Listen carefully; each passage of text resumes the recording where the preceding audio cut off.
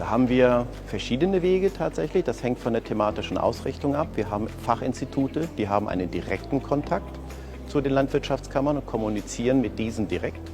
Wir haben aber auch einen Präsidenten, der in die Landwirtschaftskammer in jährlichen Gesprächen die Themen, die Anliegen des JKIs kommuniziert und aus den Landwirtschaftskammern die Themen zu uns ans JKI mitnimmt. Die Landwirtschaftskammern sind für das Julius-Kühn-Institut die Brücke und die Multiplikatoren in die Praxis.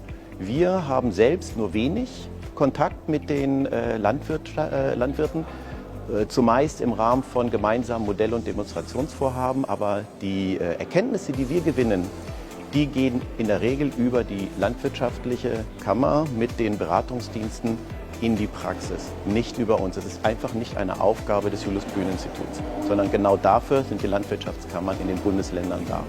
Cercetările, anume în cadrul camerelor agricole, aduc un aport foarte important în dezvoltarea activității agricole a fermierilor.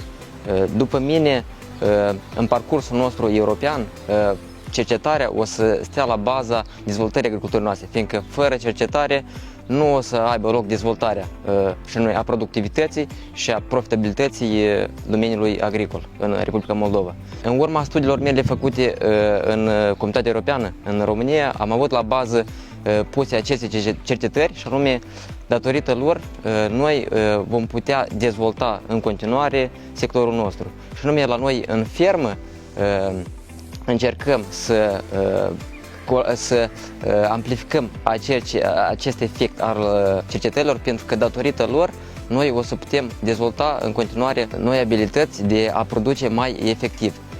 Spre exemplu, aceste camere agricole în Germania, și anume datorită acestor instituții de cercetare, noi Moldova, dacă le vom implementa, vom avea foarte mult de câștigat și anume ne vom putea dezvolta și poate cu timpul să ajungem la nivelul la care se află acum fermierii în Germania.